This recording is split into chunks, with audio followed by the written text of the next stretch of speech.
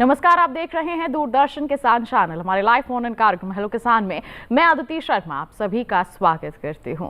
हमारे इस कार्यक्रम में खेती किसानी के क्षेत्र से संबंधित महत्वपूर्ण विषयों पर चर्चा होती है। आपकी समस्याओं का समाधान आप तक पहुंचाया जाता है। जी हां, आज के हमारे इस कार्यक्रम में बता दें आपको हम क्या विषय आपके लिए लेकर आए हैं। आज के हमारे इस कार्यक्रम में हम बात करने वाले हैं धान की नर्सरी की बुआई के बारे में, उसकी देखभाल के बारे में। जी हाँ, विषय यही रहेगा, धान की नर्सरी की बुआई एवं देखभाल। इसी पर आज हम चर्चा करने वाले हैं। आपके पास कोई भी सवाल है, कोई जानकारी आप हासिल करना चाहते हैं इस संदर्भ में, तो आप हम तक अपने सवाल पहुंचा सकते हैं। टोल फ्री नंबर पर कॉल कीजिए हमें। टोल फ्री नंबर है 1800-1130-60, 1800-1130-61। ये हमारे टोल फ्री यानी कि निःशुल्क नंबर है, जिस पर आप अगले 1 घंटे के दौरान कॉल करके अपने सवाल हमसे पूछ सकते हैं। साथ ही आपको माध्यम और बता दें, आप अपने व्हाट्सएप नंबर के माध्यम से भी अपने मैसेज हम तक भेज सकते हैं, वीडियो बनाकर भी शेयर कर सकते हैं। 8800-520-717 हमारा व्हाट्सएप नंबर है। और साथ ही आपको बता दें, ईमेल आईडी भी है हमारी, जिस पर आप कार्यक्रम के दौरान अपनी मेल भेज सकते हैं। हेलो किसान 2015@gmail.com ईमेल आईडी है। इस पर आप अपने सवाल ईमेल कीजिए, हम कार्यक्रम में उन्हें जरूर शामिल करेंगे। साथ ही साथ आपको बता दें, आपके जो भी सवाल होंगे, जिन भी समस्याओं का समाधान आप जानना चाहते हैं, उनके बारे में आपको जानकारी देंगे स्टूडियो में मौजूद हमारे विशेषज्ञ। तो आइए परिचय करवा देते हैं। डॉक्टर दिनेश कुमार जी हमारे साथ उपस्थित हैं, जो प्रधान वैज्ञानिक हैं सस्य विज्ञान संभाग, भारतीय कृषि अनुसंधान संस्थान, पूसा, नई दिल्ली में। साथ ही डॉक्टर मनोज कुमार सिंह जी यहाँ पर उपस्थित हैं हमारे साथ, जो वैज्ञानिक हैं कृषि विज्ञान केंद्र, कौशाम्बी, उत्तर प्रदेश में। आप दोनों का ही मैं बहुत बहुत स्वागत करना चाहूंगी कार्यक्रम हेलो किसान में। तो आज के हमारे इस कार्यक्रम में बात होगी धान की नर्सरी के बारे में। जी हाँ, उसकी बुआई के बारे में, उसकी देखभाल के बारे में। लेकिन आपको बता दें कि कृषि के क्षेत्र में बदलाव की बयार चल रही है। जी हाँ, एक अभियान चलाया जा रहा है जिससे हमारे खेतों को बचाया जा सके, खेत की मिट्टी को बचाया जा सके, साथ ही साथ हमारी प्रकृति को भी सुरक्षित करने के प्रयास किए जा सके। खेत बचाओ अभियान लगातार जारी है। तो इसके संदर्भ में हमारे विशेषज्ञ से आइए जानकारी ले लेते हैं। डॉक्टर दिनेश कुमार जी, खेत बचाओ अभियान क्या कहेंगे इसको लेकर आप? जी बिल्कुल, खेत बचाओ अभियान ये हमारे देश के कृषि मंत्री और प्रधानमंत्री माननीय नरेंद्र मोदी जी ने शुरुआत की है। और हमारा ये मानना है इसमें कि जो हमारी खेती आजकल हो रही है, उसमें हमारी मिट्टी की ताकत और मिट्टी का स्वास्थ्य लगातार कमज़ोर होता जा रहा है। तो सरकार ने 1 जून से लेकर 30 जून के बीच एक अभियान शुरू किया है, जिसमें देश के वैज्ञानिक और अन्य लोग, हमारे एग्रीकल्चर यूनिवर्सिटीज़ के, हमारे ICAR के इंस्टीट्यूट के, कृषि विज्ञान केंद्र के, खेती के अलग अलग डिपार्टमेंट, स्टेट गवर्नमेंट, सारे के सारे मिलके और किसान के खेतों तक, गांव तक जा रहे हैं, उनको समझा रहे हैं, बता रहे हैं कि आपको संतुलित उर्वरक प्रयोग करना है, आपको एकीकृत पोषक तत्व प्रबंधन करना है, जिससे मिट्टी की अच्छे से सेहत बनी रहे और साथ ही साथ आपकी लागत कम हो जाए और आने वाले समय में उर्वरकों पर जो निर्भरता है आपकी, वो कम करना जरूरी है। बिल्कुल। तो देखिए, मंशा यही है कि हमारे किसानों की लागत कम हो सके, उनकी खेत में जो उत्पादकता है वो बढ़ सके, जो खेत की मिट्टी है उसकी सेहत बेहतर बनी रह सके, हमारी जो प्रकृति है उसे कहीं ना कहीं हम सुरक्षित कर सके, उर्वरकों पर निर्भरता कम कर सके, जिससे फायदा सभी को होगा। हम उपभोक्ताओं को होगा, हमारे किसान भाइयों बहनों को होगा, हमारे अन्नदाताओं को होगा, साथ ही साथ हमारी प्रकृति को भी होगा। तो ऐसे में बहुत जरूरी है कि ये जो अभियान चलाया जा रहा है, इससे हमारे किसान भाई भी जागरूक, इससे जुड़े। और देखिए, जागरूकता जब फैलाई जाएगी तो निश्चित तौर पर जानकारियों से लाभ ही लाभ मिलेगा। जी हां, जिस तरह से ये अभियान चल रहा है, ऐसे ही कई वर्षों से हमारे देश की जो सरकार है, हर वर्ग के लोगों के उन्नति के लिए प्रयास करती आ रही है। आज अगर हम बात करते हैं तो 12 साल हो गए हैं गरीब कल्याण के लिए। जी हां, इस वर्ग के लिए हम बता दें आपको कई तरह की योजनाएं चलाई गई हैं, चाहे हम बात कर ले जन धन योजना की, साथ ही साथ अगर हम आवास योजना की बात कर ले, उज्ज्वला योजना का यहां पर जिक्र कर ले, आयुष्मान भारत की बात कर ले, तो इन वर्षों में ये तमाम योजनाओं का शुभारंभ किया गया है ताकि गरीब कल्याण हो सके। और किस तरह से इनके चलते बदलाव आया है, किस तरह से हम परिवर्तन महसूस कर रहे हैं, इसको लेकर डॉक्टर सिंह क्या कहना चाहेंगे? डॉक्टर मनोज, क्या जिक्र करना चाहेंगे आप? देखिए, माननीय प्रधानमंत्री जी की प्रेरणा से शहरी एवं ग्रामीण विकास मंत्रालय के द्वारा और कृषि एवं कृषि कल्याण मंत्रालय द्वारा जो भी योजनाएं किसानों के उसके लिए चलाई जा रही हैं, चाहे वो प्रधानमंत्री जन धन योजना हो, चाहे वो प्रधानमंत्री किसान सम्मान निधि हो, प्रधानमंत्री उज्ज्वला योजना हो, जितनी भी योजनाएं चली गरीब कल्याण से संबंधित चलाई जा रही हैं, चाहे वो प्रधानमंत्री आवास योजना हो, इसका एक सूत्र है, एक उद्देश्य है कि हर ग्रामीण को प्रधानमंत्री आवास से आच्छादित किया जाए, प्रधानमंत्री जनधन योजना से आच्छादित किया जाए। इसके साथ ही साथ हर घर में जो प्रधानमंत्री उज्ज्वला योजना है उसके अंतर्गत गैस का सिलेंडर उपलब्ध कराया जाए, जिससे कि पर्यावरण को प्रदूषण भी रुके और इसके साथ साथ हमारी जो ग्रामीण महिलाएं हैं उनको भोजन बनाने में आसानी मिल सके।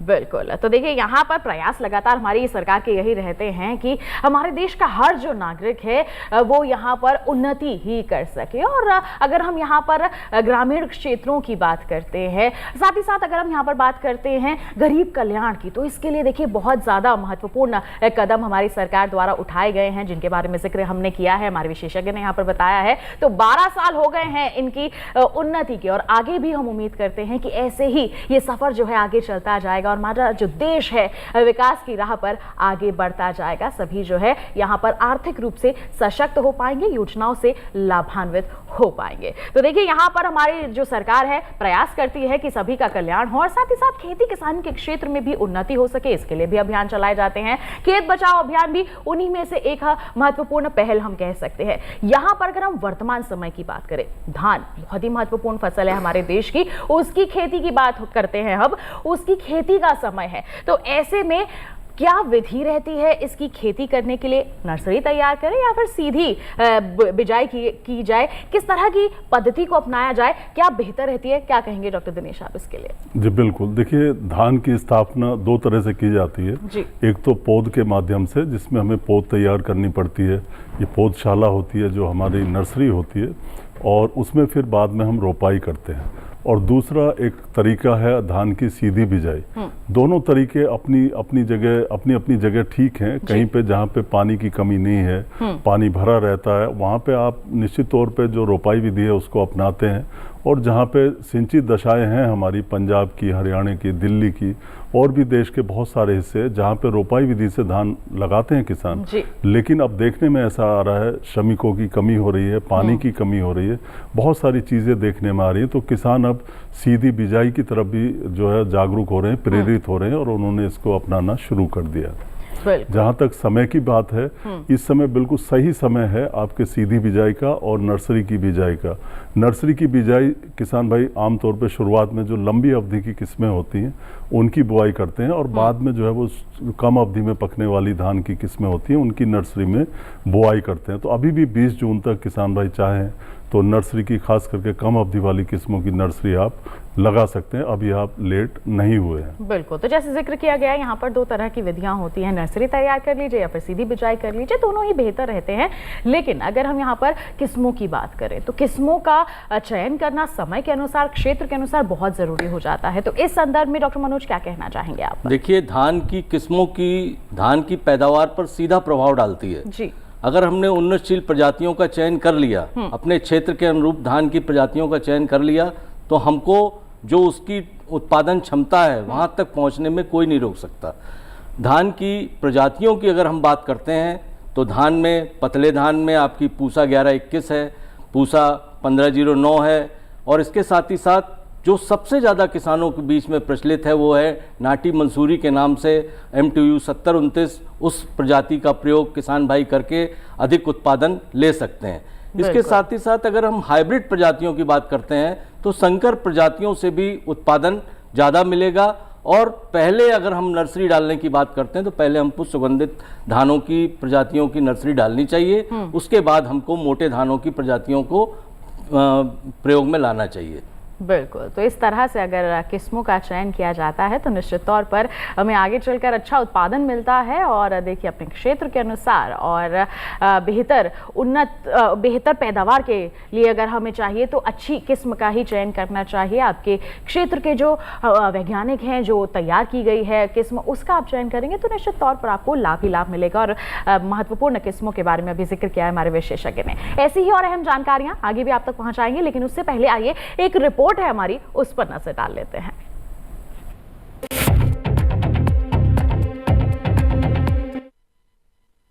धान की अच्छी पैदावार के लिए स्वस्थ और मजबूत नर्सरी तैयार करना सबसे महत्वपूर्ण कदम माना जाता है। धान की नर्सरी के लिए हमेशा समतल, उपजाऊ और सिंचाई सुविधा वाले खेत का चयन करना चाहिए। बुआई से पहले प्रमाणित बीज का चयन करें और बीजों का उपचार जरूर करें ताकि रोगों और कीटों से बचाव हो सके। भारतीय कृषि अनुसंधान परिषद के अनुसार 1 हेक्टेयर मुख्य खेत की रोपाई के लिए लगभग 800 से 1000 वर्ग मीटर नर्सरी क्षेत्र पर्याप्त होता है। नर्सरी तैयार करते समय खेत की अच्छी तरह जुताई करके उसमें सड़ी हुई गोबर की खाद या कंपोस्ट मिलाएं। इसके बाद क्यारियां बनाकर समान रूप से बीज की बुआई करें। बुआई के बाद नमी बनाए रखना बहुत जरूरी है, इसलिए हल्की सिंचाई करते रहें। अंकुरण के दौरान जल भराव न होने दें, क्योंकि इससे पौधों की वृद्धि प्रभावित हो सकती है। नर्सरी में खरपतवार दिखाई देने पर समय पर उनकी सफाई करें। पौधों को स्वस्थ रखने के लिए जरूरत के अनुसार उर्वरकों का संतुलित उपयोग करें। साथ ही कीट और रोगों की नियमित निगरानी करते रहें। अगर पत्तियों में पीलापन, झुलसा रोग या कीटों का प्रकोप दिखाई दे तो कृषि विशेषज्ञों की सलाह के अनुसार नियंत्रण के उपाय अपनाएं। आमतौर पर 20 से 25 दिन के स्वस्थ पौध रोपाई के लिए उपयुक्त मानी जाती है। अगर किसान धान की नर्सरी की बुआई और देखभाल वैज्ञानिक तरीके से करें तो उन्हें मजबूत पौध प्राप्त होगी, जिससे खेत में पौधों की बढ़वार अच्छी होगी और उत्पादन बढ़ाने में भी मदद मिलेगी। यही कारण है कि कृषि विशेषज्ञ नर्सरी प्रबंधन को धान उत्पादन की सफलता की नींव मानते हैं।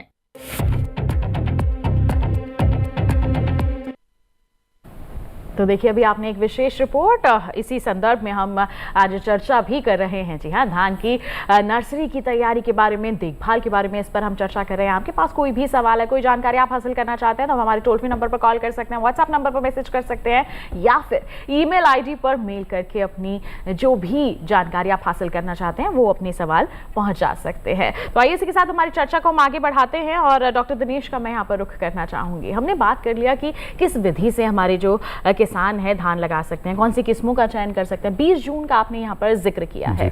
अगर हम यहाँ पर बात करें नर्सरी तैयार करने की, तो समय तो है हमारे पास, लेकिन तैयारी किस तरह से करें उसके बारे में क्या कहेंगे आप? जी बिल्कुल, देखिए इसके 2 हिस्से हैं। एक तो खेत को तैयार करना और दूसरा है बीज को तैयार करना। जी। अगर हम खेत की तैयारी की बात करें तो इसमें गीली क्यारी विधि ज़्यादा पॉपुलर है जो किसान भाई लगाते हैं। एक सूखी विधि भी होती है। इसके अलावा डेपोग मेथड होता है और भी कई मेथड हैं, कई विधियां हैं इसकी, लेकिन सबसे ज़्यादा गीली क्यारी विधि है। इसमें करना क्या है कि एक तो आपको ऐसी मिट्टी लेनी जो अच्छी तरह से, जिसकी उर्वरता अच्छी हो, पानी के नज़दीक हो और बहुत गहरे क्षेत्र में ना हो और बहुत ऊंचे क्षेत्र में ना हो, यानी सही दशाएं हो, मिट्टी में जल धारण क्षमता अधिक हो। खेत में आपको चारों तरफ से मेड़बंदी करनी है और 1 हेक्टेयर में रोपाई के लिए आपको लगभग 800 से 1000 वर्ग मीटर क्षेत्रफल की ज़रूरत होती है। चारों तरफ से मेड़बंदी करें। इसके बाद खेत में आप पानी लगाएं 8 से 10 सेंटीमीटर खड़ा करके, कम से कम 2 बार 3 बार उसमें पडलिंग करें जिससे कि पानी अच्छे से रुक सके आगे चल के।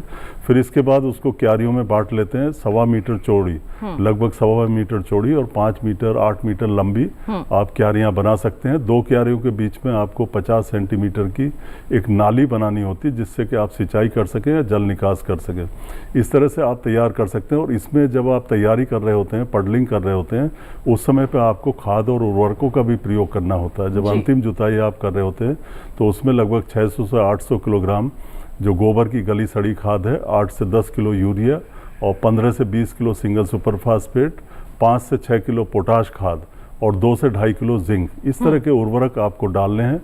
और फिर आपको पाटा लगा के खेत को समतल कर लेना है और फिर क्यारियां उसमें बना लेते हैं। तो इस तरह से खेत तैयार हो जाता है। आगे चल के हम बीज उपचार की भी बात करेंगे। बिल्कुल। तो यहाँ पर देखिए, खेत की तैयारी आपको किस तरह से करनी है इसके बारे में बता दिया, जैसे बीजोपचार का जिक्र किया है। तो डॉक्टर मनोज, आपसे जानकारी लेना चाहेंगे, बीजोपचार बहुत जरूरी हो जाता है ताकि रोगों को कम किया जा सके, उनके प्रकोप को पहले ही हम रोक सके। तो किस तरह से करना चाहिए, क्या कदम उठाने चाहिए हमारे किसानों को? देखिए, कोई भी बीज अगर हम बोने जा रहे हैं उसका बीज उपचार बहुत ही महत्वपूर्ण अंग है जी।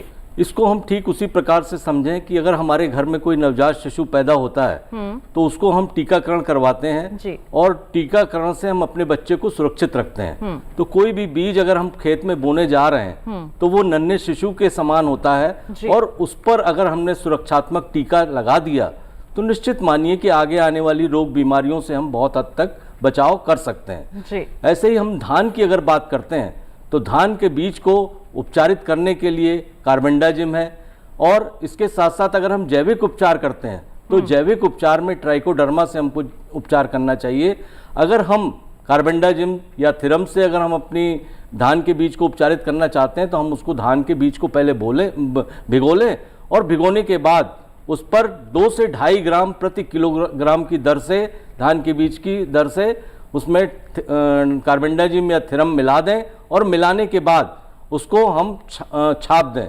और 24 घंटे तक, अगर हमने 24 से 36 घंटे उसको जूट के बोरे से भिगोकर अंकुरित कर लिया और उसके बाद अगर हम नर्सरी में डाल रहे हैं तो निश्चित रूप से हमारी उत्पादन क्षमता बढ़ेगी उसकी, और जो अंकुरण की जो जर्मिनेशन परसेंटेज है वो भी बढ़ेगा।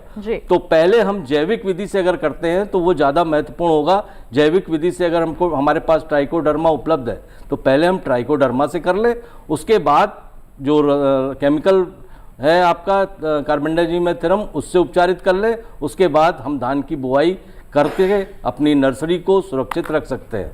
बिल्कुल। तो यहाँ पर देखिए किस तरह से आपको बीज उपचार करना है, क्या कदम उठाने हैं, क्या प्रक्रिया अपनानी है, इसके बारे में हमारे विशेषज्ञ ने आपको बता दिया है। इसी के साथ बढ़ते हैं आगे और एक सवाल हमारे पास आ गया है व्हाट्सएप के माध्यम से, जिसे हम कार्यक्रम में शामिल कर लेते हैं। ओमकार सिंह जी ने भेजा है धौलपुर राजस्थान से। इन्होंने पूछा है कि वर्तमान में क्या बाजरा की बुआई भी कर सकते हैं, अगर हाँ तो कौन सी किस्में लगा सकते हैं। देखिए धान के बारे में चर्चा करें लेकिन बाजरा के बारे में डॉक्टर दिनेश जानना चाहते हैं। देखिए बाजरे की बुआई का अभी समय नहीं है। बाजरा की बुआई राजस्थान में धौलपुर में आप 15 जुलाई के आसपास कर सकते हैं, वही एक सही समय है। अभी आपके बाजरे की बुआई बहुत जल्दी होगी। आजकल अगर सिंचाई के साधन आपके पास उपलब्ध हैं तो आप रोपाई विधि से भी बाजरे को उगा सकते हैं। जहाँ तक किस्मों की बात है तो आप नज़दीकी कृषि विज्ञान केंद्र या जो संस्थान है हमारे खेती बाड़ी के, वहाँ से इनकी किस्मों के बारे में जानकारी ले सकते हैं। बिल्कुल। तो अभी जो समय सही नहीं है बाजरे की बुआई के लिए, थोड़ा सा आपको इंतज़ार करना होगा। जुलाई के मध्य के पश्चात ही आप इसकी बुआई की तैयारी यहाँ पर कर सकते हैं। किस्मों के लिए आप नज़दीकी कृषि विज्ञान केंद्र का रुख कर सकते हैं, वहाँ से विस्तृत जानकारी हासिल की जा सकती है। बिल्कुल। तो देखिए तमाम जो सवालों के जवाब हैं हम आप तक पहुँचाएंगे। ऐसे ही आप भी अपने सवाल हम तक पहुँचाने का सिलसिला यहाँ पर जारी रखिए। लेकिन अभी रुक रहे हैं एक छोटे से ब्रेक के लिए, कहीं मत जाइए, हम जल्द ही हाजिर होंगे। बने रहिए दूरदर्शन किसान चैनल पर, देखते रहिए हमारा लाइव फोन कार्यक्रम हेलो किसान।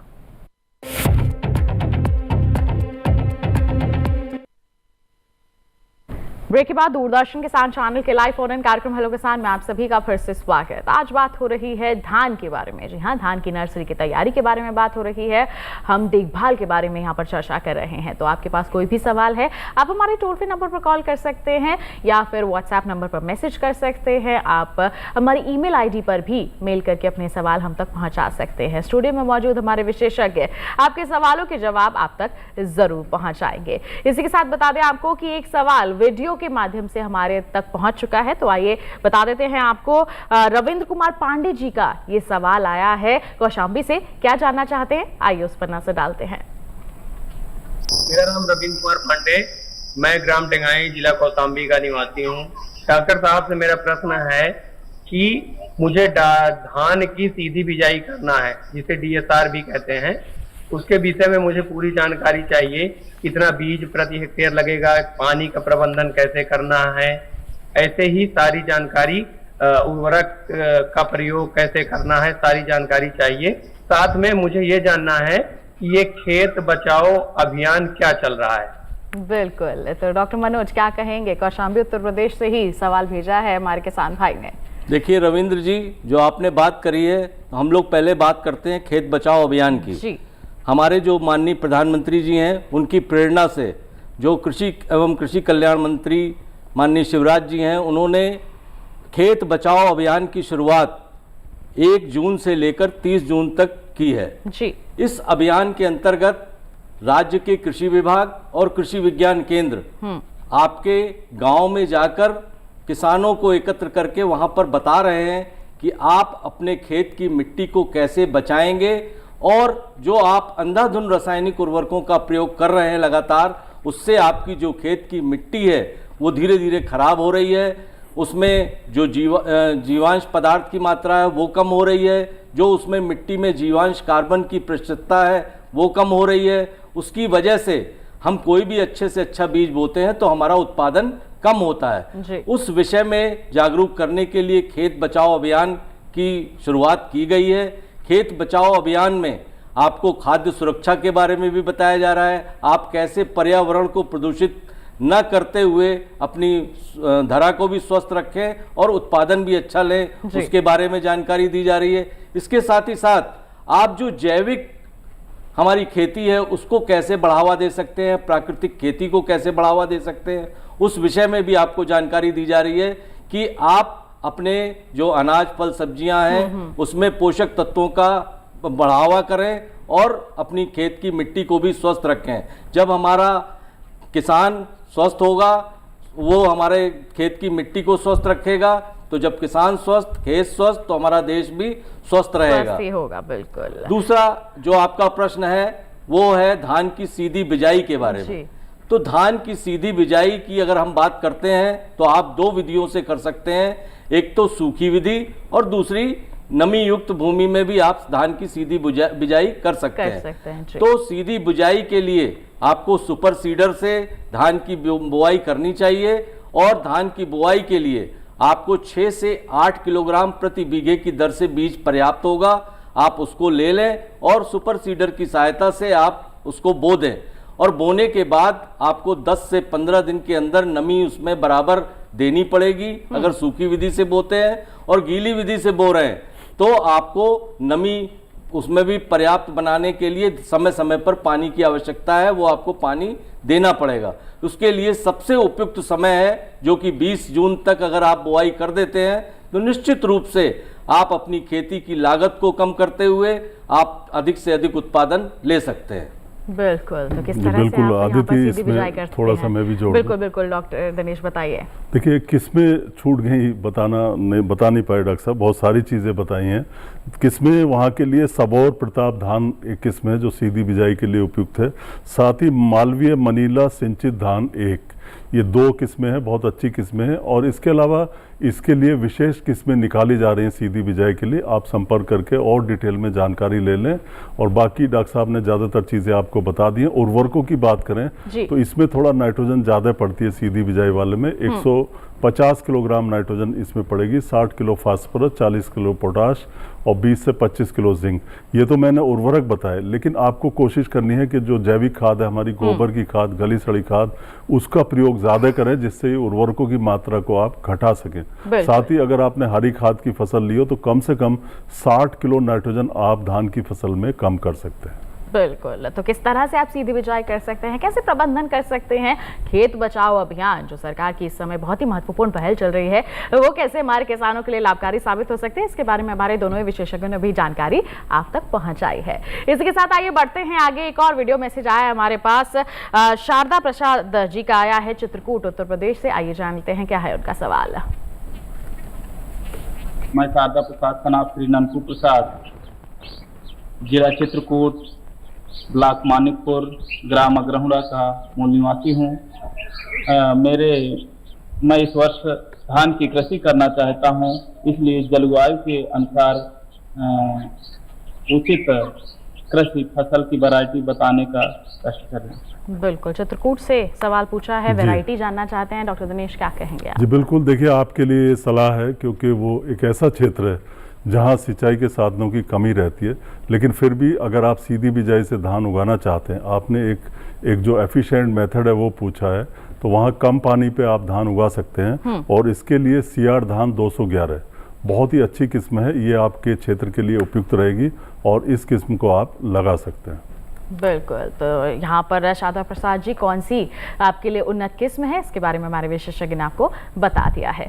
आइए बढ़ते हैं आगे। एक सवाल व्हाट्सएप के माध्यम से हम तक पहुँच गया है और ये भेजा है प्रकाश सरवा जी ने छत्तीसगढ़ से। ये जानना चाहते हैं कि क्या खाली खेत में चूना डाल सकते हैं? मैंने यूट्यूब में देखा था, क्या उससे कोई फायदा होता है? इसके बारे में जानकारी दें। क्या कहेंगे डॉक्टर मनोज?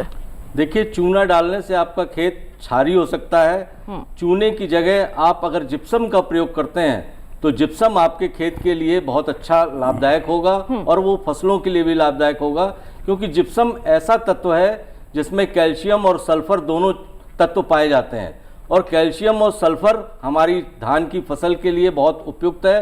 अगर आप आपके खेत खाली हैं तो आप उसकी मजबूत मेड़बंदी कर लीजिए। मजबूत मेड़बंदी करने के बाद उसकी जुताई करके जिप्सम की उपलब्धता आप करके जिप्सम उसमें प्रयोग करिए और उसमें पानी भर दीजिए। पानी भरने के बाद 10 से 15 दिन के लिए आप छोड़ दीजिए। आपका जो लीचिंग प्रोसेस है वो पूरा हो जाएगा और आपके खेत की मिट्टी अच्छी सुधर जाएगी और पोली हो जाएगी।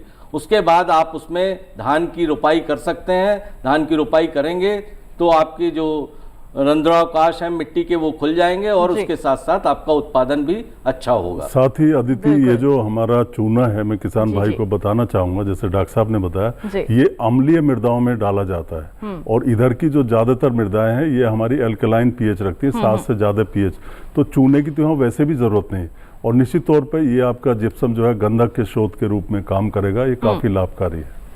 बिल्कुल, तो यहाँ पर आपको चूना इस्तेमाल करने की ज़रूरत नहीं है जिस क्षेत्र से ये बात कर रहे हैं। तो ऐसे में किस चीज़ का आप इस्तेमाल कर सकते हैं, जिप्सम का आप इस्तेमाल कर सकते हैं, इसके बारे में हमारे दोनों ही विशेषज्ञों ने आपको विस्तृत जानकारी यहाँ पर दी है। अब आगे बढ़ते हैं और आपसे डॉक्टर दिनेश, अब मैं जानना चाहूँगी, हमने यहाँ पर बात कर ली कि किस तरह से हम बीजोपचार कर सकते हैं, क्या तैयारी कर सकते हैं। अब आपसे जानना चाहेंगे कि अगर हम बात करें यहाँ पर अपनी नर्सरी को रोग मुक्त रखने की, तो उसके लिए क्या पहल हम कर सकते हैं? जी बिल्कुल, देखिए इस क्षेत्र में खास करके दिल्ली के आसपास, एनसीआर, पंजाब, हरियाणा और भी बहुत सारे इलाके ऐसे हैं जहाँ पे कई रोग नर्सरी में पनपते हैं। खास करके बकानी रोग जो है ये काफी नर्सरी में आ जाता है, तो इस पे ध्यान देना है। दूसरा एक बदरा रोग है, ब्लास्ट रोग है, वो भी नर्सरी में आ जाता है। तो इन रोगों पे शुरू से हमें पहचान करके चलना। पहला तो डॉक्टर सिंह ने जैसे बताया था कि बीज का उपचार आप थीरम या कार्बेंडाजिम, जिसे बावस्टीन भी कर सकते हैं, उससे ज़रूर करें।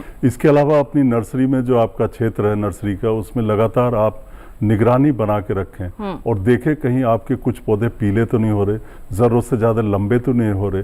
अगर इस तरह के पौधे आपके हो रहे हों और नर्सरी के ज़्यादातर पौधे ऐसे हो जाएं, तो इस तरह की नर्सरी को आप बिल्कुल प्रयोग में ना लाएं। अभी से आप ध्यान रखें और आप नर्सरी बदल दें। अभी भी समय है, आप दूसरी नर्सरी तैयार कर सकते हैं, दूसरे खेत में करें, उसी खेत में ना करें, ये आपको ध्यान रखना है। और अगर कुछ ही पौधे, चंद पौधे ही उसमें नज़र आ रहे हैं तो आप उसको जारी रख सकते हैं, लेकिन इसमें आप बावस्टीन नाम की जो दवाई आती है उसको आप डाल सकते हैं खेत में और इससे आपकी जो ये बीमारी है कम हो सकती है। इसके अलावा ब्लास्ट अगर दिखाई देती है तो इसमें आप लगभग 1 ग्राम बावस्टीन और 1 लीटर पानी उसका घोल बना के छिड़क दें तो काफ़ी हद तक आप इसको भी नियंत्रित कर सकते हैं। और अंतिम बात इसमें महत्वपूर्ण ये है रोग प्रबंधन में कि अगर आपको संभावना है कि मेरे खेत में बकानी है, मेरी नर्सरी में बकानी है, तो आप इसका बावस्टीन का 0.1% का घोल बनाएं, 1 ग्राम 1 लीटर पानी, और उसमें नर्सरी को जो उखाड़ी आपने रोपाई करने जा रहे हैं उसको लगभग आधा घंटा 1 घंटा डुबो के रखें। इससे आपके खेत में बकानी रोग की कमी हो जाएगी। बिल्कुल, तो इससे बचाव किया जा सकता है नर्सरी में अगर हम रोगों की बात करते हैं। इसी के साथ डॉक्टर मनोज, आपसे जानना चाहेंगे क्या किसी तरह के कीड़े भी लग जाते हैं नर्सरी में अगर हमारे किसान धान की वहाँ पर नर्सरी तैयार कर रहे हैं? देखिए, धान की नर्सरी अगर हम कर रहे हैं तो उसमें सफ़ेद सूड़ी लग जाती है, उसका सूड़ी का भी हमको प्रबंध करने की आवश्यकता है। और समय समय पर जो पानी की अधिकता है उसको भी हमको जल निकासी की जो आपने नालियां बनाई है उसके बीच में जल निकासी की व्यवस्था की है, वहां से उस पानी को भी निकाल कर बाहर कर देना चाहिए। इसके साथ ही साथ देखिए, अगर आपकी नर्सरी पीली पड़ रही है तो वहां पर आजकल आप देख रहे होंगे नर्सरी जहां आपने डाली है तापमान बहुत हो रहा है। तापमान जब अधिक हो जाता है तो आपको आवश्यकता ये है कि सुबह पानी हम काट के उस नर्सरी से निकाल दें और शाम को पुनः उसमें भर दें, क्योंकि अगर वो पानी दिन में भरा रहेगा तो हमारे पेड़ झुलसेंगे और इसके साथ साथ कीट रोगों का प्रकोप भी बढ़ेगा।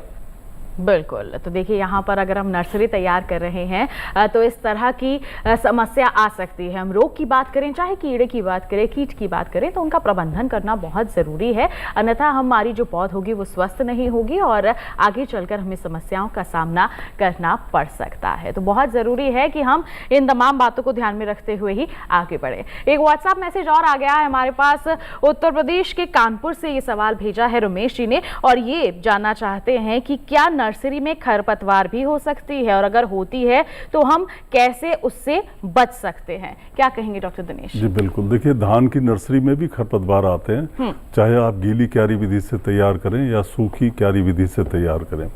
मान लीजिए आपने गीली क्यारी विधि से किया है, तो इसमें क्या होता है, हमने बताया था कि दो जो हमारी बेड होती है, क्यारी होती है, उनके बीच में हमें नालियां भी बनाते हैं।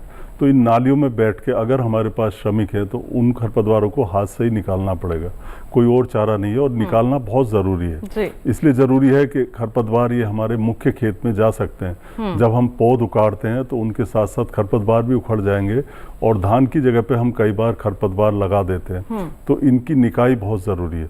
और हाँ, अगर आपके पास श्रमिक नहीं है तो आप रासायनिक विधि से भी खरपतवारों का नियंत्रण कर रहे हैं। जो किसान भाई अभी भी नर्सरी बो रहे हैं, लगा रहे हैं, वो ब्यूटाक्लोर, सब लोग जानते हैं ब्यूटाक्लोर बहुत पुरानी दवाई है। ब्यूटाक्लोर आज भी कामयाब है, 50% में आती है, और इसकी लगभग 60 मिलीलीटर मात्रा, ध्यान से सुने, 60 मिलीलीटर मात्रा और लगभग 120 लीटर पानी, इसमें आप इसको घोल लें और घोल के 1000 वर्ग मीटर क्षेत्र में जो है वो आप इसको छिड़क दें। तो इस तरह से आप खरपतवारों को प्रबंधन कर सकते हैं। और ख़ास ध्यान इसमें यही रखना कि आपको सही मात्रा में दवाई लेनी है। मैं दोबारा इसको बता देता हूं कि आपको 120 मिलीलीटर दवाई लेनी है और 60 लीटर पानी में इसको आपको घोलना है और प्रति हेक्टर के हिसाब से आपको डालना है। क्योंकि अगर हम नर्सरी में ही ज़्यादा दवाओं का इस्तेमाल कर लेंगे तो हमारी जो पौध है वो भी प्रभावित हो सकती है। तो ऐसे में बहुत ज़रूरी है कि जितनी मात्रा यहाँ पर बताई गई है उतना ही आपको इस्तेमाल करना है, लेकिन बेहतर यही रहता है कि हम हाथों से पहले इसका नियंत्रण करने का प्रयास करें। इसी के साथ बढ़ते हैं आगे, और हमारे पास यहाँ पर आ गया है पंजाब से एक सवाल, और गुरविंदर जी ने ये सवाल पूछा है। डॉक्टर मनोज, आपसे जानना चाहेंगे, कह रहे हैं कि हमारी जब मैं नर्सरी लगाता हूँ तो कुछ पौधे पीले पड़ जाते हैं, उसका क्या कारण है? देखिए, जब आप नर्सरी डालते हैं तो उसमें उस समय आपने जिंक का अगर प्रयोग नहीं किया है तो हमारे पौधों को पीले पड़ने की संभावना ज़्यादा हो जाती है जी। कोशिश ये करें कि जिस खेत में हम अपनी नर्सरी डालने जा रहे हैं उस खेत का अगर हमने पहले से मृदा स्वास्थ्य कार्ड बनवाया हुआ है तो उसके आधार पर ही संतुलित उर्वरकों का प्रयोग करें जी। दूसरा नहीं करवाया है तो जिंक की उपलब्धता उसमें अवश्य करें, क्योंकि जिंक की कमी से हमारे पौधे पीले पड़ते हैं और इसके साथ साथ हमारी नर्सरी प्रभावित होती है। अगर वो हमने जिंक की कमी वाले पौधे वहाँ पर रोप दिए खेत में ले जाकर, तो वहाँ पर वो पौधे स्वस्थ नहीं होंगे और हमारा उत्पादन भी प्रभावित होगा, और इसके साथ साथ हमारी मिट्टी की उर्वरा शक्ति भी अच्छी नहीं होगी। तो जिंक का प्रयोग अनिवार्य रूप से अदिति, इसमें जिंक के अलावा जैसे डॉक्टर साहब ने बताया, बहुत ठीक बताया, खास करके जिस नर्सरी में पानी भरा रहता है वहाँ पे जिंक की कमी आ सकती है, या मिट्टी में जिंक कमी, लोहे की कमी भी कई बार धान की नर्सरी में आ जाती है, खास करके ऐसी जमीनों में जहाँ के उपलब्ध लोहे की मात्रा कम होती है। इसमें आपके जब हमारी नर्सरी सूखी ज़्यादा रहती है, पानी खड़ा नहीं रहता, तब इसमें लोहे की कमी आ जाती है, जिसमें ऊपर की पत्तियां, किसान भाई ध्यान से देखें, ऊपर की पत्तियां पीली होती हैं और नीचे की पत्तियां हरी बनी रहती हैं। ये खास पहचान है लोहे की कमी की। और बाद में पत्तियां पीली रंग से फिर ये सफ़ेद बन जाती हैं और सूख जाती हैं। इसका तुरंत आप ध्यान रखें, जैसे डॉक्टर सिंह ने बताया, आप शाम के समय ही पानी लगाएं और लगातार इसमें पानी लगाते रहें। और अगर पानी की कमी नहीं है तो सुबह को आप निकाल दें, या कम पानी लगाएं रात को, जिससे कि आपको निकालने की ज़रूरत नहीं पड़े। जितना अच्छा जल प्रबंधन आप करेंगे तो जल प्रबंधन से ही लोहे की कमी अपने आप दूर हो जाएगी। बिल्कुल। तो देखिए किस तरह से गुरविंदर जी आप यहाँ पर प्रबंधन कर सकते हैं जब अगर आपकी जो पौधे आप कह रहे हैं पीली पड़ जाती है। दोनों विशेषज्ञों ने संदर्भ में विस्तृत जानकारी आप तक पहुँचाई है। ऐसे ही आपकी समस्याओं का समाधान, आपके सवालों का जवाब आप तक पहुँचाएंगे। इस सिलसिले को जारी रखेंगे, लेकिन फिलहाल रुकना एक छोटे से ब्रेक के लिए। कहीं मत जाइए, हम जल्द ही हाजिर होंगे। बने रहिए दूरदर्शन किसान चैनल पर और देखते रहिए हमारा लाइव फोन इन कार्यक्रम हेलो किसान। ब्रेक के बाद दूरदर्शन किसान चैनल के लाइव फोन इन कार्यक्रम हेलो किसान में आप सभी का फिर से स्वागत। आज बात हो रही है धान की नर्सरी की बुआई और देखभाल की। जी हाँ, किस तरह से आप तैयारियां कर सकते हैं, जो समस्याएं आती हैं उनको कैसे आप दूर कर सकते हैं, इन पर आज हम चर्चा कर रहे हैं। आपके पास कोई सवाल है, आप हमारे टोल फ्री नंबर पर कॉल कर सकते हैं। व्हाट्सएप नंबर जो इस समय दिखाया जा रहा है, ईमेल आईडी दिखाई जा रही है, इस पर आप अपने जो सवाल है हम तक पहुंचा सकते हैं। हम कार्यक्रम में उसे जरूर शामिल करेंगे और आपके सवालों के जवाब स्टूडियो में मौजूद हमारे विशेषज्ञ आप तक जरूर पहुंचाएंगे। इसी के साथ आइए बढ़ते हैं आगे। एक वीडियो मैसेज हमारे पास और आ गया है, उसको हम शामिल कर लेते हैं। हमारे पास यहाँ पर रामशरण जी का सवाल आया है उत्तर प्रदेश से। आइए जानते हैं कि क्या पूछना चाहते हैं वो। ग्राम टेंगाई, जिला कौशाम्बी। डॉक्टर साहब हमको ये पूछना है कि 1 हेक्टेयर में धान का बीज कितना लगेगा? 1 हेक्टेयर में धान का बीज कितना लगेगा, क्या कहेंगे डॉक्टर दिनेश? जी बिल्कुल, देखिए ये किस्मों पे निर्भर करता है और बुआई की कौन सी विधि आप अपना रहे हैं। अगर आप रोपाई विधि की बात कर रहे हैं तो जैसे संकर किस्म है उसका 18 से 20 किलोग्राम लगता है। धान की किस्में 3 तरह की होती है, एक महीन दाने वाली होती है, एक बीज का दाना होता है और एक मोटे दाने की किस्में होती हैं। अगर हमारे पास महीन दाने वाली किस्में हैं जैसे कि बासमती की किस्में होती हैं, 20 से 25 किलोग्राम प्रति हेक्टर बीज लगता है। इसी तरीके से जो हमारी मोटे दाने वाली किस्में हैं या मध्यम दाने वाली किस्में, उसमें 25 से 30 किलोग्राम बीज लगता है। दाना बहुत ज़्यादा मोटा होगा तो 30 किलो लगेगा और अगर थोड़ा मध्यम दाना है तो उसमें 25 किलो लगेगा जी। तो इस तरह से मोटे तौर पे आप समझिए 25 से 30 किलो धान प्रति हेक्टर के हिसाब से 1 हेक्टर की नर्सरी आपकी तैयार हो जाती है। दूसरा, सीधी बिजाई के भी रेट लगभग यही है। अगर हम सीधी बिजाई से धान लगाते हैं तो इसमें बीज की जो दर है लगभग यही रहती है। हाँ, बीज की दूरी हम 20 से 25 सेंटीमीटर रखते हैं। और आप ध्यान रखें किसान भाई, अगर सीधी बिजाई से हम धान लगा रहे हैं तो बुआई की गहराई 2 से 3 सेंटीमीटर ही रखें, ज़्यादा गहराई ना रखें। और जब आप धान लगा रहे हों तो खेत में आपके पर्याप्त नमी ज़रूर हो और नमी के बाद तुरंत आपको जो है उसमें हर्बिसाइड का जो शाकनाशी या खरपतवार नाशी दवाई होती है उसका भी प्रयोग करें सीधी बिजाई वाले धान में। देखिए, यहाँ पर सामान्य प्रजातियों की बात तो डॉक्टर साहब ने बताई। जी। इसके साथ ही साथ अगर आपके पास ऊसर भूमि है तो उसमें हमको 60 किलोग्राम प्रति हेक्टेयर की दर से बीज की आवश्यकता होगी। और जो हमारा केंद्रीय मृदा लवणता अनुसंधान संस्थान है उसने हमारी प्रजातियां विकसित की हैं, लवण अवरोधी प्रजातियां विकसित की हैं, जिसमें CSR 10 है, 11 है, CSR 30 है, CSR 36 है, बासमती टाइप का है। इन प्रजातियों का चयन करके आप अपनी जो, और इसके साथ ही साथ CSR 76 है, ये मोटा धान है। इन प्रजातियों का चयन करके आप अपनी ऊसर भूमि में भी धान की रोपाई करके उसका सुधार कर सकते हैं। बिल्कुल। तो यहाँ पर देखिए कि अगर आपको यहाँ पर लेनी है कितनी मात्रा, इसके बारे में हमारे दोनों ही विशेषज्ञों ने बता दिया है। इसके साथ बढ़ते हैं आगे। सूर्यमन जी ने कौशाम्बी से हम तक पहुँचाया अपना सवाल। आइए जान लेते हैं क्या पूछना चाहते हैं वो। राम सुलेमान ग्राम टेंगाई से बोल रहा हूँ। 1 हेक्टेयर खेत में कितना धान का बीज पड़ेगा?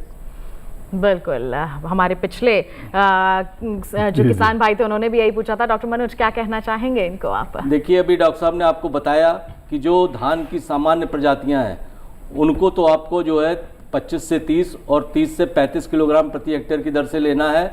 इसके साथ ही साथ अगर संकर प्रजाति आप ले रहे हैं तो 12 से 18 किलोग्राम प्रजाति ही हमारे उस खेत के लिए पर्याप्त होगी।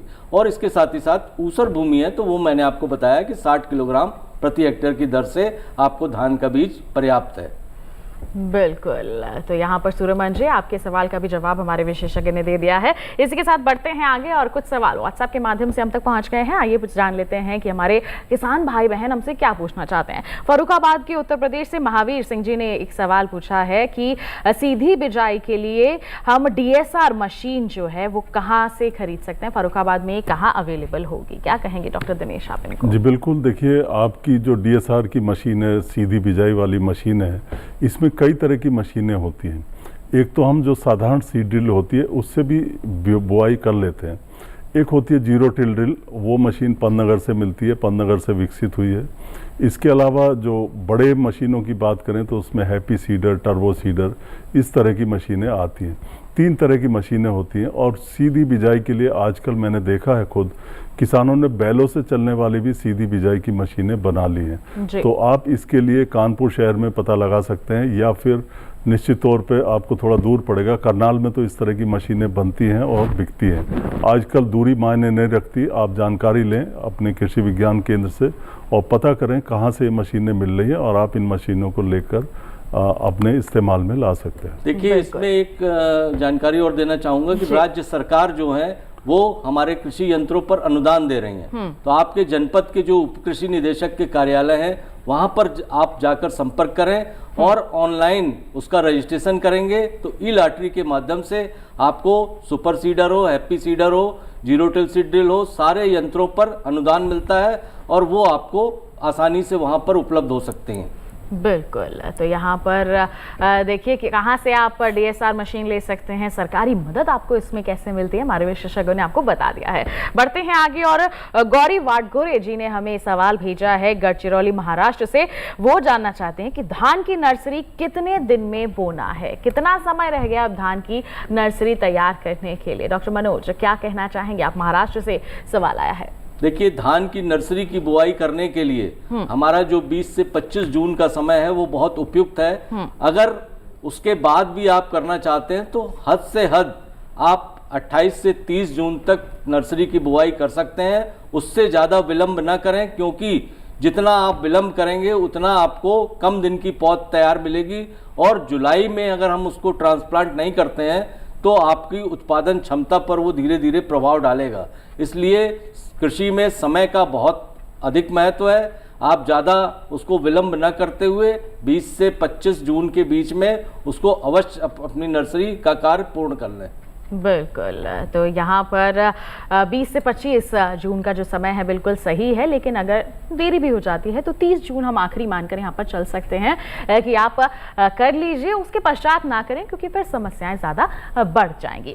इसी के साथ बढ़ते हैं आगे और हमारे पास एक और मैसेज आ गया है, सवाल आ गया है। चंद्र प्रकाश जी ने भेजा है ये उत्तर प्रदेश से और ये जानना चाहते हैं कि नर्सरी में कितनी खाद डालनी है, इसके बारे में बताएं। डॉक्टर दिनेश क्या कहेंगे? बिल्कुल, देखिए नर्सरी में खाद उर्वरकों का प्रबंधन बहुत जरूरी है।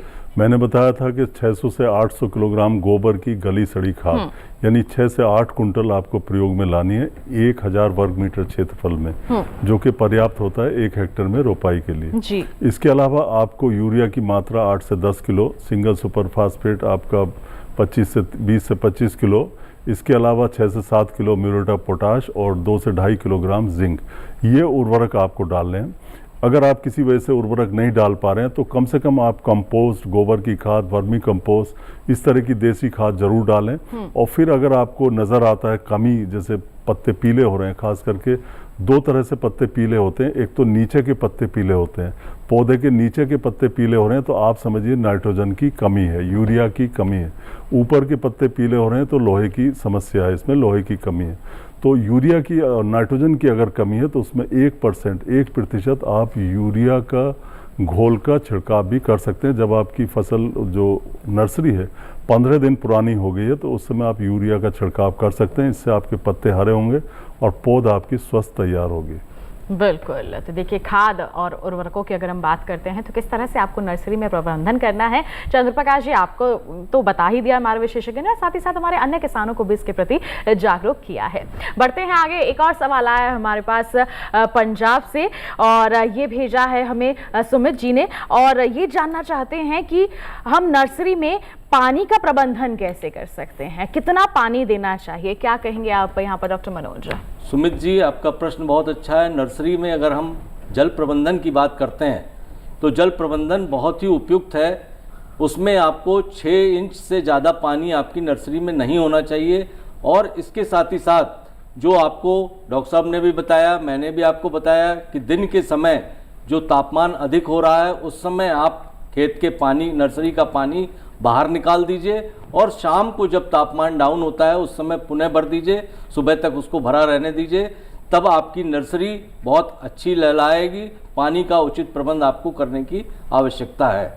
बिल्कुल, जी बिल्कुल, जल प्रबंधन बहुत और जरूरी है जी डॉक्टर जी दिनेश। बिल्कुल, और फिर दोबारा हम बता रहे हैं वही बात, दिन के समय में नर्सरी बिल्कुल पानी में नहीं डूबनी चाहिए। क्या होता है, पानी गर्म होता है तो पौधे हमारे गर्म होकर उनको काफी नुकसान हो जाता है, यही बात है। तो महत्वपूर्ण बात है जो आपको ध्यान में रखने की जरूरत है जब आप नर्सरी में जल प्रबंधन कर रहे हैं। इसी के साथ बढ़ते हैं आगे, एक और सवाल हमारे किसान भाई ने हम तक पहुंचा दिया है। यहाँ पर लक्ष्मण जी ने भेजा है उत्तर प्रदेश से सवाल कि धान का बीज लेना है, कहाँ संपर्क करें, क्या कहेंगे डॉक्टर दिनेश आप? जी बिल्कुल, निर्भर करता है कौन से क्षेत्र में हम रहने वाले हैं, और सभी किसान जानते हैं कि राष्ट्रीय बीज निगम के अलग अलग कार्यालय हैं, ऑफिस हैं, जगह हैं, और स्टेट के भी बीज निगम होते हैं, वहाँ से ले सकते हैं आप, और कृषि विश्वविद्यालय हैं, वहाँ से संपर्क स्थापित कर सकते हैं। बहुत सारे साधन संसाधन हैं जहाँ से आप बीज की प्राप्ति कर सकते हैं। हाँ, ये है कि किस्में अलग अलग जगह मिलती हैं, लोकल किस्में लोकल जगह से मिलेंगी आपको, और दूर की किस्में दूर की जगह मिलेंगी, तो ये आपको ध्यान देना है। देखिए, इसमें एक बात और बताना चाहूँगा कि राज्य सरकार बीज के लिए आपको अनुदान पर बीज उपलब्ध कराने के लिए जो उनका उत्तर प्रदेश कृषि दर्शन पोर्टल है उस पर वो रजिस्ट्रेशन भी करवा रहे हैं, और उस रजिस्ट्रेशन के माध्यम से आपको बीज जो अनुदान का है वो वहाँ से आपको मिलेगा, और उतने ही अनुदान पर 50% अनुदान पर बीज वहाँ पर उपलब्ध हैं। तो आप उसके लिए चाहे जिला कृषि अधिकारी हो और उप कृषि निदेशक कार्यालय हो, इसके साथ ही साथ आपके ब्लॉक में जो कृषि के स्टोर हैं वहाँ पर आप जाकर वो रजिस्ट्रेशन करवा के आधे दाम पर बीज को प्राप्त कर सकते हैं। बिल्कुल, तो यहाँ पर देखिए कहाँ से आप बीज ले सकते हैं और प्रमाणित बीज ले सकते हैं, इसके बारे में हमारे दोनों ही विशेषज्ञों ने आपको जानकारी दे दी है। एक सवाल हमारे पास यहाँ पर बिहार से आ गया है, और ये भेजा है हमें शंकर श्रीवास्तव जी ने, और ये जानना चाहते हैं किस्मों के बारे में, मेरे क्षेत्र के लिए कौन सी किस्म सही रहेगी, इसके बारे में बताएं। इन्होंने अपने जिले का जिक्र नहीं किया है। डॉक्टर दिनेश, बिहार की अगर हम बात करते हैं तो यहाँ पर मुख्य किस्मों के बारे में बहुत सारी किस्में हैं, देखिए, और दो दशाओं के लिए किस्में हैं। एक तो रोपाई से आप धान लगाते हैं और एक सीधी बिजाई से धान लगाते हैं। बिहार में मैं मान के चल सकता हूं कि ज़्यादातर रोपाई विधि से धान लगाते होंगे, लेकिन कुछ लोग वहां सीधी बिजाई से भी लगाते हैं। इसके लिए आपके रोपाई के लिए आपके लिए उपयुक्त किस्में हैं DRR धान 75 79, सबौर नरेंद्रा एक अच्छी किस्म है। इसके अलावा सबौर प्रताप धान, सबौर विजय धान, मालवीय मनीला सिंचित धान, और भी बहुत सारी किस्में हैं जो आप यहाँ लगा सकते हैं। और बिहार में सीधी बिजाई के लिए CR धान 108, इसके अलावा CR धान 808, सबौर विजय धान और CR धान 211। तो इस तरह से आपने उम्मीद है किस्में ये नोट कर ली होंगी। ये किस्में हैं जो अलग अलग दशाओं के लिए विकसित की गई हैं और आप इनका प्रयोग कर सकते हैं। बिल्कुल, इन तमाम किस्मों का शंकर श्रीवास्तव जी आप उपयोग कर सकते हैं अपने क्षेत्र में। आपके लिए जो सवाल था उसका हमारे विशेषज्ञ ने विस्तार से यहाँ पर जवाब दे दिया है। इसी के साथ बढ़ते हैं आगे। अंतिम सवाल डॉक्टर मनोज से ले लेते हैं। कार्यक्रम जो है अंतिम पड़ाव पर आ गया, क्या कहना चाहेंगे हमारे किसान भाइयों बहनों को धान की नर्सरी की देखभाल के बारे में? देखिए, धान की नर्सरी जो खरीफ का हमारी मुख्य फसल है वो धान है। तो धान का अगर आपको अधिकतम उत्पादन लेना है तो एक तो बीज का चयन अच्छा करिए, दूसरे उसके बाद बीज का उपचार करिए अनिवार्य रूप से। बीज के उपचार के बाद जो उसकी पानी की मांग है उसके अनुसार सिंचाई का प्रबंध करिए, और इसके साथ ही साथ खाद एवं उर्वरकों का प्रयोग संतुलित मात्रा में करिए, और कोशिश ये करिए कि हम जैविक विधि में वर्मी कंपोस्ट का ज़्यादा से ज़्यादा प्रयोग करें, और प्राकृतिक विधि से अगर हम खेती करना चाहते हैं तो उसमें बीजामृत, जीवामृत और घन जीवामृत का प्रयोग करके हम धान की अधिक उत्पादन ले सकते हैं और अपनी मिट्टी का स्वास्थ्य भी अच्छा रख सकते हैं। बिल्कुल, तो देखिए यहाँ पर अगर आप नर्सरी तैयार करना चाहते हैं तो बहुत ज़रूरी है कि आज के हमारे इस कार्यक्रम में हमारे दोनों ही विशेषज्ञों ने जो भी जानकारियाँ आप तक पहुँचाई हैं उनको आप ध्यान में रखते हुए आगे कदम बढ़ाएं। हमारे दोनों ही विशेषज्ञों ने यहाँ पर अहम जानकारियाँ आपसे साझा की हैं, आपको जागरूक करने का प्रयास किया है, उसके लिए बहुत बहुत धन्यवाद देना चाहेंगे। आप यहाँ पर उपस्थित हुए, आपने हमारे सभी किसानों के सवालों के जवाब उन तक पहुँचाए हैं, बहुत बहुत धन्यवाद आपका। धन्यवाद। तो किसान भाइयों बहनों, आज के हमारे इस कार्यक्रम में आपने जान लिया हमारे देश की मुख्य फसलों में एक मानी जाने वाली धान की नर्सरी की तैयारी के बारे में, उसकी देखभाल के बारे में, किस्मों के बारे में। आज के लिए तो बस इतना ही। अब हमारे अगले कार्यक्रम में हम क्या विषय आपके लिए लेकर आने वाले हैं, आइए इसके बारे में आपको बता देते हैं। अगले कार्यक्रम का विषय रहेगा खरीफ फसलों में बीज की उपलब्धता एवं गुणवत्ता। जी हाँ, खरीफ फसलों की बीजों की उपलब्धता और बेहतर गुणवत्ता सुनिश्चित करना बहुत जरूरी हो जाता है। इसके संदर्भ में अगर आपके पास कोई सवाल है आप हम तक पहुंचा सकते हैं। जी हाँ, आप ईमेल कर सकते हैं हमें पहले ही hellokisan2015@gmail.com हमारी ईमेल आईडी है। साथ ही साथ व्हाट्सएप नंबर के माध्यम से आप अपने जो सवाल हैं हम तक पहुंचा सकते हैं। वीडियो बनाइए और हम तक पहुंचाइए। जी हाँ, 8800520717 हमारा व्हाट्सएप का नंबर है। इसके जरिए आप जो है साझा कर सकते हैं, अपने सवाल हम तक पहुंचा सकते हैं। डीडी किसान कॉल सेंटर नंबर है 1800 11306 है जिस पर सोमवार से शनिवार सुबह 6 बजे से रात के 10 बजे तक कॉल करके अपने सवाल आप पहले ही रिकॉर्ड करवा सकते हैं, जिन्हें हम कार्यक्रम में जरूर शामिल करेंगे। ये तो बात हो गई कि अगले कार्यक्रम के सवाल आप हम तक कैसे पहुंचा सकते हैं, लेकिन अगर आज का हमारा कार्यक्रम आप दोबारा देखना चाहते हैं, कोई जानकारी छूट गई है, आप पुनः हासिल करना चाहते हैं, तो उसके लिए आप हमारे टीवी स्क्रीन पर दिखाए जा रहे इस QR कोड को स्कैन कर लीजिए, सीधा पहुंच जाएंगे हमारे YouTube चैनल पर, तमाम जानकारियां आप पुनः हासिल कर पाएंगे। तो किसान भाइयों बहनों, इसी वादे के साथ कि अगले अंक में फिर होंगे हाजिर नए विषय नए विशेषज्ञों के साथ, तब तक के लिए दीजिए इजाजत, लेकिन आप बने रहिए दूरदर्शन किसान चैनल पर। नमस्कार।